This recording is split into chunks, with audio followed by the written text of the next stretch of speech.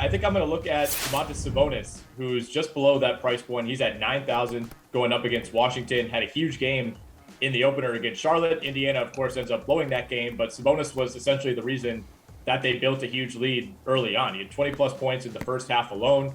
Obviously, he's a great rebounder. He's a great passer. He's become a much better three-point shooter.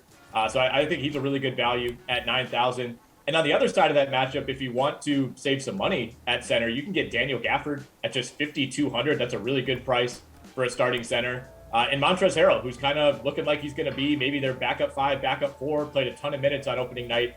He's at 5,400. So I think there's a lot of options in that Indiana-Washington game. Okay, Matt, how about you, dude? Yeah, so I agree with Nick that Sabonis is a good value there. And I think he may be the second most popular center, with Christian Wood down at 7,100 being the guy that most people go to. For me, I think it is worth paying up.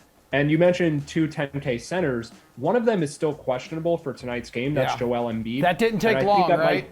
Didn't take long for him to land on the injury report. Yeah, right.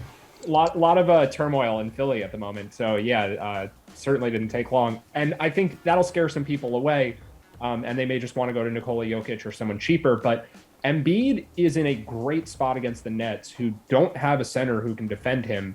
Embiid has massive upside against anybody, and I think that the injury type will scare people off. So obviously this is contingent on him actually playing tonight, but if Embiid's out there, I think he winds up being a really contrarian play, and it's not like he's overpriced or anything. 10K is reasonable for Joel Embiid.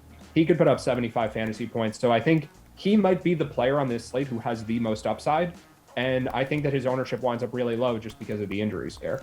Hey, Kenny, for your building block at center, you want to pay up or you going to save some cash? Yeah, you want to talk about things that aren't going well right now. You want to talk about upside. I think it's the Chicago Bulls tonight, and I like Nikola Vucevic here at $7,800. Look, he's coming off a 30 DK fantasy point game, but I just think that the price is really good here on Vucevic when you consider the Pelicans just aren't that team that they were a year ago, right? Remember last year, they brought in Steven Adams, they had Zion Williamson, very physical down low, one of the best rebounding teams in the league. They were the best rebounding team for most of the NBA season. And this is just not the same team. There's been a lot of roster turnover. Obviously, Zion's not playing right now. No Steven Adams.